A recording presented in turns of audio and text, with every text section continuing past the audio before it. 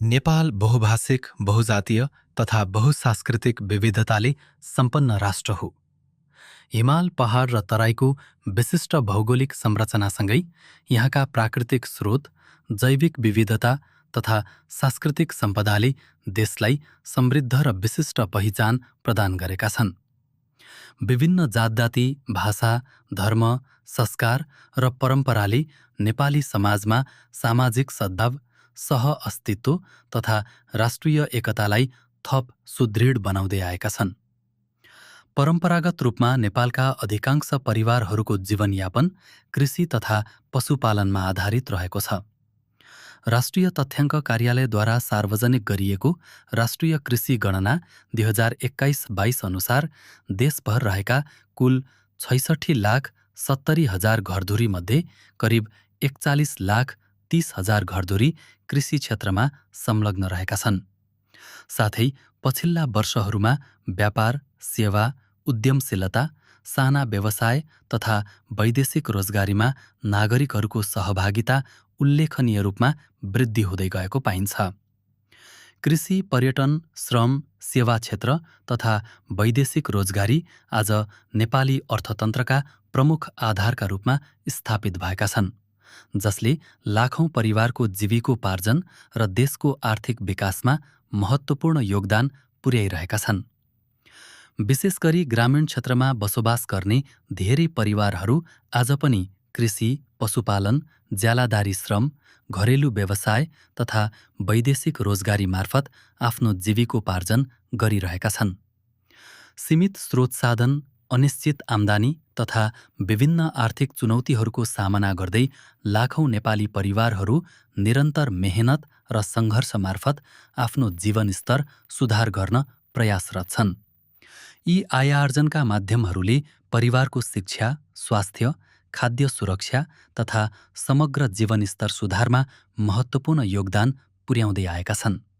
तर पछिल्ला वर्षहरूमा बढ्दो मूल्य वृद्धि, बेरोजगारी, प्राकृतिक विपद, जलवायु परिवर्तन, स्वास्थ्य समस्या तथा अन्य आकस्मिक आर्थिक सङ्कटहरूले धेरै परिवारहरूको जीवनलाई थप जोखिमपूर्ण र कष्टकर बनाएको छ। विशेष गरी दैनिक आम्दानीमा निर्भर न्यून आय भएका परिवारहरू यस्ता आर्थिक आघातबाट सबैभन्दा बढी प्रभावित हुने गरेका छन्। धेरै समुदायहरूमा एक दिनको आम्दानी रोकिँदा पनि दैनिक खर्च व्यवस्थापन गर्न कठिन हुने अवस्था अझै विद्यमान छ। यस्तो परिस्थितिले परिवारको आर्थिक अवस्था मात्र होइन, शिक्षा, पोषण, स्वास्थ्य सेवा तथा समग्र सामाजिक सुरक्षामा समेत प्रत्यक्ष असर पार्ने गर्दछ। यस्तो अवस्थामा वित्तीय साक्षरताको महत्त्व अझ बढेर गएको छ।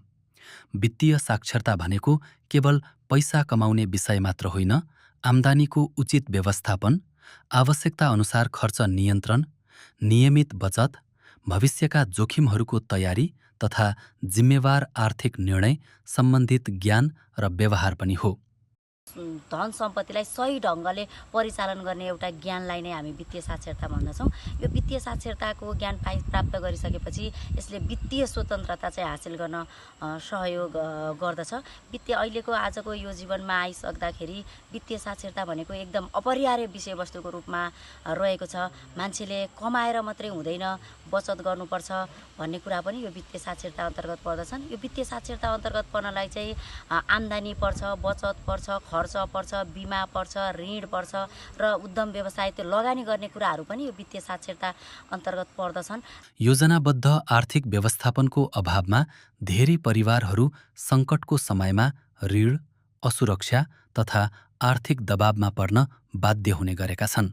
अब यो वित्तीय साक्षरतामा चाहिँ आवश्यकता र चाहनाहरूलाई छुट्याएर चाहिने कुराहरूलाई मात्रै हामीले लिएर फजुल खर्चहरू, अनावश्यक खर्चहरू चाहिँ घटाएर बचत गरियो र त्यो बचत पनि गर्नुपर्छ र त्यो बचतलाई उद्देश्य अनुरूपको बचत गर्नुपर्दछ। मैले यो बचत गरिसकेपछि के गर्छु त भन्ने हिसाबले चाहिँ उद्देश्य अनुरूपको बचत गरेर त्यो बचतलाई लगानीमा लगाएर अनि उद्यमी बन्नुपर्छ भन्ने कुरा चाहिँ यो वित्तीय साक्षरताले बढी महत्त्व दिन्छ।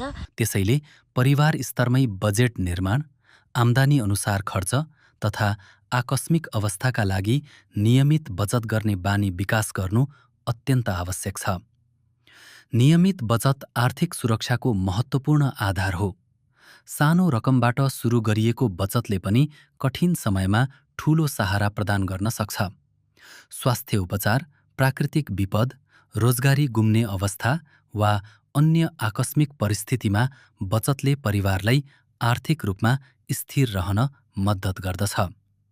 नेपाल सरकार तथा नेपाल राष्ट्र बैंक वित्तीय साक्षरता अभिवृद्धिका लागि विभिन्न नीतिगत तथा कार्यक्रमगत पहलहरू कार्यान्वयन गर्दै आएका छन्। वित्तीय साक्षरता सम्बन्धी प्रयासहरूलाई एकीकृत, मानकीकृत तथा प्रभावकारी बनाउन नेपाल राष्ट्र बैंकले वित्तीय साक्षरता रूपरेखा 2022 तयार गरेको छ। उक्त रूपरेखा अनुसार सबै बैंक तथा वित्तीय संस्थाहरूले नियमित रूपमा वित्तीय साक्षरता कार्यक्रम सञ्चालन गर्नुपर्ने तथा वित्तीय समावेशिता विस्तारका लागि आवश्यक पहलहरू गर्नुपर्ने व्यवस्था गरिएको छ। नेपालमा वित्तीय साक्षरता अभिवृद्धिका लागि नेपाल राष्ट्र बैंकको नेतृत्वमा निरन्तर विभिन्न कार्यक्रमहरू सञ्चालन भइरहेका छन्। बैंकले समावेशी वित्तीय प्रणालीको विकास गर्ने लक्ष्यसहित वित्तीय पहुँच विस्तार र वित्तीय साक्षरता प्रवर्धनलाई प्राथमिकतामा राख्दै वित्तीय ज्ञान र सचेतना अभिवृद्धि गर्ने कार्य गर्दै आइरहेको छ।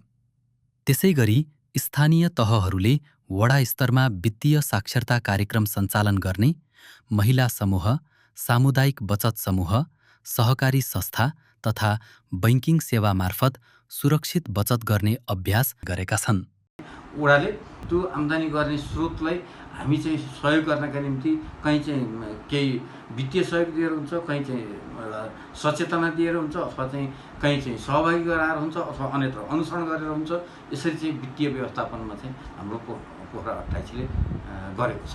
यसले आर्थिक पहुँच अभिवृद्धि गर्नुका साथै आर्थिक अनुशासन, आत्मविश्वास र दीर्घकालीन योजना निर्माण गर्ने संस्कृतिलाई समेत मजबुत बनाइरहेको छ। यसबाहेक समुदाय स्तरमा सञ्चालन भइरहेका वित्तीय साक्षरता कार्यक्रम, बचत समूह तथा सहकारी संस्थाहरूले आम जनसमुदायलाई आम्दानी खर्च व्यवस्थापन, बचत गर्ने बानी तथा ऋणको सही उपयोगबारे सचेत बनाइरहेका छन्। हरेक नागरिकले आम्दानी गरेर पनि कहीँ कतै बचत नगरिरहेको अवस्था पनि छ। आम्दानी गर्ने, आजको आम्दानी गर्ने आजै सिप दिने र बचत नभएको अवस्थालाई हाम्रा यहाँ चाहिँ पोखरा 28 मा पनि सहकारीहरू छन्। त्यस्तै वित्तीय नजिकै पोखरामा ब्याङ्कहरू पनि छन् र यदि कुनै व्यक्तिलाई चाहिँ बजेटको अभावले चाहिँ कुनै कृषि व्यवसाय अथवा आफूले सक्ने व्यवसाय गर्न, सामान्य व्यवसाय गर्न सकिएको छैन भने त्यसलाई चाहिँ एउटा लोनको व्यवस्थापन गरेर उसलाई आम्दानीको स्रोत व्यवस्थापन गर्ने र व्यवसाय गरिरहेको छ र उहाँहरूले आम्दानी बचत गर्ने कुरामा सहकारी तथा चाहिँ ब्याङ्कहरूमा जम्मा गर्नका निम्ति पनि एउटा विश्वासका आधारहरू हामीले चाहिँ एउटा विश्वास दिलाउने। साथै यस्ता पहलहरूले आर्थिक सहयोग, ऋण सुविधा, लगानीका अवसर तथा उद्यमशीलता प्रवर्धन मार्फत समुदायको आर्थिक आत्मनिर्भरता अभिवृद्धि गर्न महत्त्वपूर्ण योगदान पुर्याइरहेका छन्। यससँगै दिगो तथा विविधीकृत जीविकोपार्जनको विकास पनि उत्तिकै आवश्यक छ। समुदाय विपन्न, गरिब र आर्थिक अवस्थाले कमजोर भएको कारणले गर्दाखेरि वित्तीयसँग सम्बन्धित यो कार्यक्रम यदि चलाउन सक्नुभयो भनेदेखि उहाँहरूको बचत गर्ने बानीको विकास गर्ने र त्यो बचत कसरी गर्न सकिन्छ, कुन कुन आय आर्जनबाट हामीले थोरै बचत गर्ने र त्यसको परिवारले अझै आर्थिक अवस्थालाई माथि उकास्नको लागि पनि यो वित्तीय साक्षरता कार्यक्रम ग्रामथान गाउँपालिकामा आवश्यक देखिएको छ। एउटै आय स्रोतमा मात्र निर्भर हुँदा आर्थिक जोखिम बढ्ने भएकाले वैकल्पिक आय आर्जनका अवसरहरू विस्तार गर्न आवश्यक हुन्छ। कृषि, पशुपालन, घरेलु उद्योग, साना उद्यम, सिपमूलक तालिम तथा स्वरोजगार कार्यक्रमहरूले परिवारको आम्दानी वृद्धि गर्नुका साथै आत्मनिर्भरता प्रवर्धन गर्न महत्त्वपूर्ण भूमिका खेलिरहेका छन्। विशेष गरी महिला, युवा तथा विपन्न समुदायहरूमा सञ्चालन गरिएका आय आर्जन र सिप विकास कार्यक्रमहरूले सकारात्मक परिवर्तनका उदाहरणहरू सिर्जना गरिरहेका छन्। तरकारी खेती, सिलाइ कटाई, खाद्य प्रशोधन तथा अन्य घरेलु व्यावसायिक गतिविधि मार्फत धेरै परिवारहरूले आफ्नै आयस्रोत विकास गर्नुका साथै स्थानीय स्तरमै रोजगारी सिर्जना गर्न सफल भएका छन्। आर्थिक रूपमा सुरक्षित, सक्षम र उत्थानशील समाज निर्माणका लागि आम्दानी वृद्धि मात्र पर्याप्त नभई वित्तीय अनुशासन, जिम्मेवार खर्च व्यवस्थापन, नियमित बचत, दीर्घकालीन सोच तथा विशेष गरी महिला, युवा र जोखिममा रहेका समुदायहरूमा वित्तीय साक्षरता सम्बन्धी ज्ञान र सिप अभिवृद्धि आजको प्रमुख आवश्यकता हो। आजको सानो बचतले भोलिको ठूलो सङ्कट कम गर्न सक्छ। वित्तीय साक्षरता, सुरक्षित बचत र दिगो जीविकोपार्जन बीचको सशक्त सम्बन्धले नै आर्थिक रूपमा सुरक्षित, आत्मनिर्भर र समृद्ध समाज निर्माण गर्न सहयोग पुर्याउँछ। त्यसैले बचत गर्ने बानीको विकास, आय आर्जनका स्रोतहरूको विविधीकरण, सिप तथा उद्यमशीलतामा लगानी र जिम्मेवार वित्तीय व्यवस्थापन मार्फत सुरक्षित तथा समृद्ध भविष्य निर्माणतर्फ सबैको सामूहिक प्रयास आवश्यक छ। आजको बचत, भोलिको सुरक्षा। सचेत वित्तीय योजना र सबल जीविकोपार्जनले नै सुरक्षित, आत्मनिर्भर र समृद्ध भविष्य निर्माण गर्दछ।